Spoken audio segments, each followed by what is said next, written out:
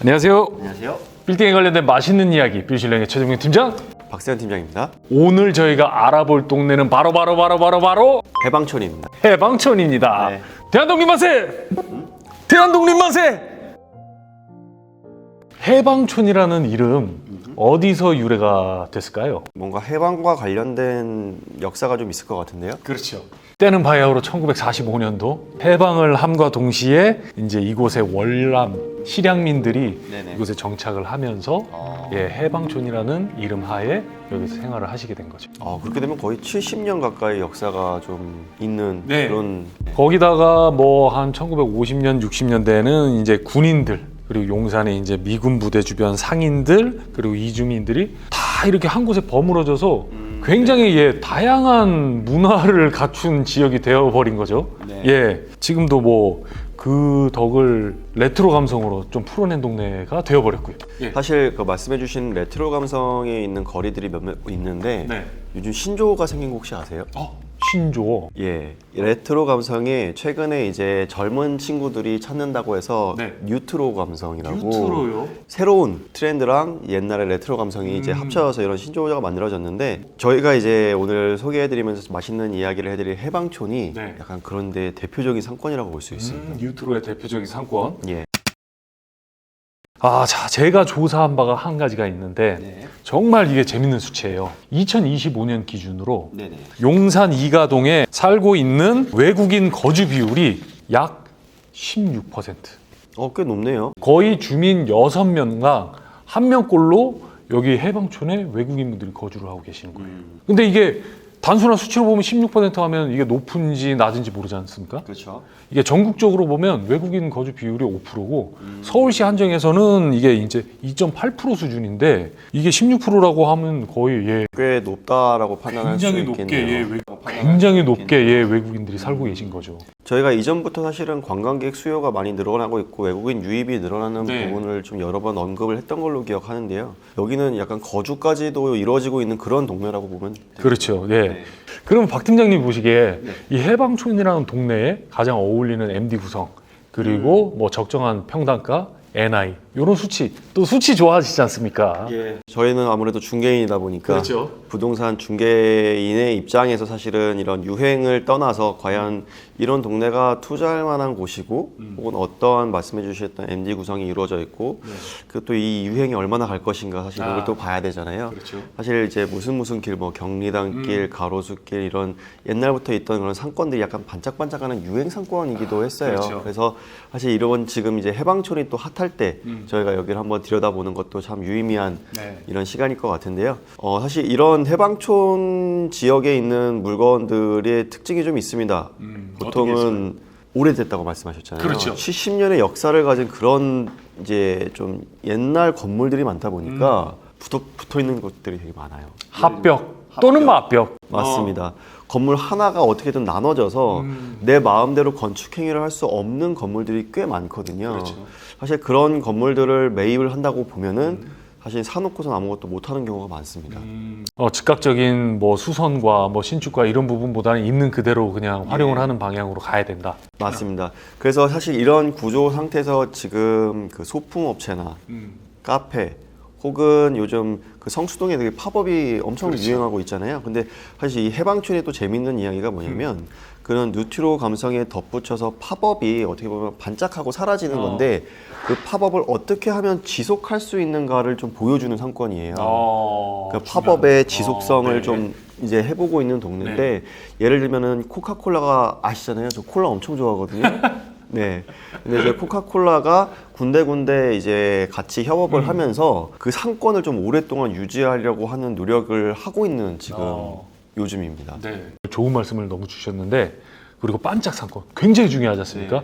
저희가 이 중개업을 하다 보면은 한때 테마에 휩쓸려서 굉장히 상종을 치다가 결국에는 한풀이 꺾여서 침체되어 있는 시장을 너무 많이 봤잖아요. 맞습니다. 저는 개인적으로는 아까 좀 전에 16%에 대한 수치를 말씀을 왜 드렸냐면 이분들은 잠깐 왔다 가시는 분들이 아니라 이 16% 정도의 이제 외국인 분들이 계속 거주를 하고 계시고 거기 안에서 자기 색깔들을 계속 내고 계시기 때문에 블럭이 작아서 그 이제 파급력이 다소 이제 작거나 크거나 그 차이는 있을지언정 네. 여기 문화 자체가 계속 좀 뭔가 복합 문화적인 그런 분위기를 쭉 오랫동안 내지 않을까 싶어요. 외국인들이 너무 많이 살고들 계시니까.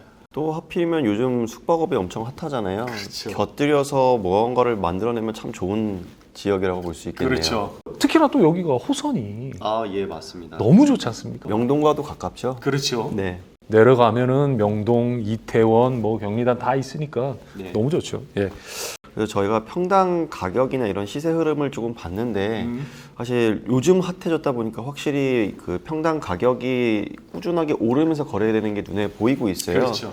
예전에는 뭐 한 적게는 3천만 원, 평당 3천만 원에서 뭐 5천만 원 사이에 거래가 됐다면 네. 올해 초에 평당 1억이 실제로 실거래가 찍혔어요. 1억을 찍는 예. 상태가 나왔죠. 그리고 이제 호가는 1억 5천에서 2억까지 계속 오르고 있는데 이 부분에 대한 간극을 조금 고려하시면서 좀 보시면 좋을 상권일 것 같습니다. 잘만 활용을 하면 정말 이 동네가 문화도 좋고 그리고 남산 뷰도 좋고 네. 여기에 맞는 정말 입맛에 맞는 그 임차나 아니면은 자기 사업을 가지고 계시면은 정말 좋을 텐데. 그죠?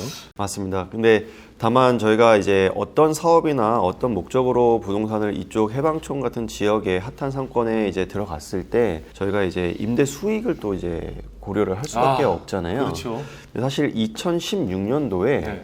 이제 상인들의 임대료를 동결하겠다는 6년간 동결하겠다는 상인협회에 대한 조약이 있었어요. 네. 그래서 한동안 임대료가 많이 오르지 못했거든요. 그렇죠. 근데 그 이후로는 지금 상당히 높은 임대료를 받고 계셔서 사실 임대료 측면에서도 좀 재미있고 아까 말씀해 주셨던 외국인을 접한 어떠한 이제 네. 그런 사업도 다 이제 볼 수 있는 그런 지역이라고 생각합니다.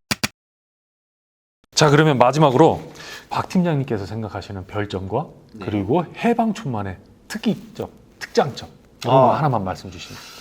저는 사실 점수에 있어서는 저희 최정민 팀장님보다 좀 보수적으로 주는 편인 것 같아요. 저는 사실 1.5점 정도. 1.5점. 사실 뭐 킬링 포인트를 한마디를 하기 네. 전에 제가 왜 그렇게 얘기를 드리냐면 사실 성수동이나 이제 이런 팝업 스토어나 이런 반짝이는 상권들은 대부분 대기업의 적극적인 이제 개입이 좀 있었어요. 네. 그런데 사실 이 지역은 경사가 굉장히 심하고요. 첫 번째로. 두 번째로 골목길이 너무 많기 때문에 차량 이동이 좀 많이 불편합니다. 그래서 이제 대기업이 좀 진출입을 하기에는 적합하지 않은 동네라고 생각을 해서 조금은 장기적으로 봤을 땐 어떠한 효과를 볼 수 있을지 모르겠고 아까 말씀드렸던 것처럼 합벽, 완벽처럼 건축 행위를 또 마음대로 못하는 그런 제약도 있어요. 그러다 보니까 정말 유행 하나만 보면은 정말 좋은 지역이지만 투자 입장에서는 여러 가지 제약 사항들이 너무 많다 보니 그 정도 점수를 드렸고요. 뭐 한마디로 표현하자면은 한여름밤의 꿈 같은 예 그런 동네가 아니길 바랍니다. 네. 제 별점은 개인적으로 저는 2점을 드리는데, 네, 조금 더 썼네요, 0.5점. 네. 예, 그 이유는 뭐냐면, 저 역시도 원래 이제 건물이란 뭐 연면적이나 그리고 용적률 이런 부분을 굉장히 좀 중요하게 생각하는 사람으로서, 효율적인 가치 면에서는 그 좀 적죠, 솔직히. 네. 예, 근데, 그리고 기업적인 부분도 말씀을 주신 부분도 너무 공감이 돼요. 아무래도 들어올 수 있는 부분이 조그마한 이제 개인. 맞습니다. 네, 개인들이 아마 매입을 하시고 운영을 하실 텐데 어떻게 보면 기업들이 쉽게 들어오지 못한다는 거는 그만큼 젠트리피케이션이 늦게 일어날 수도 있거든요. 무슨 말씀인지. 네. 단기적인 큰 차익을 노리시는 것보다 여기에서 나만의 아이템이 있다면 특히나 외국인 비율이 우리나라에서 제일 높다 해도 과언이 아닌 지역이기 때문에 네. 나의 사업 아이템과 외국 분들의 특히나 관광객분들의 이런 호환이 맞다 생각이 들면 여기에다가 이제 뭔가를 시도를 하는 것 자체는 충분히 괜찮다고 본다. 특히나 이제 좀 저렴한 금액대로 진입을 하면 좋겠죠. 저희가 흔히 얘기하는 매매가 자체가 좀 낮은 수준이면 더욱 좋지 않을까. 예, 이렇게 말씀을 드립니다. 오늘도 이렇게 해방촌 얘기를 해봤는데, 네, 궁금하신 사항이 있으면 여기 아래 하단에 연락처로 연락을 주시면 친절한 상담 도와드리겠습니다. 자, 그러면 인사할게요. 자, 감사합니다. 감사합니다.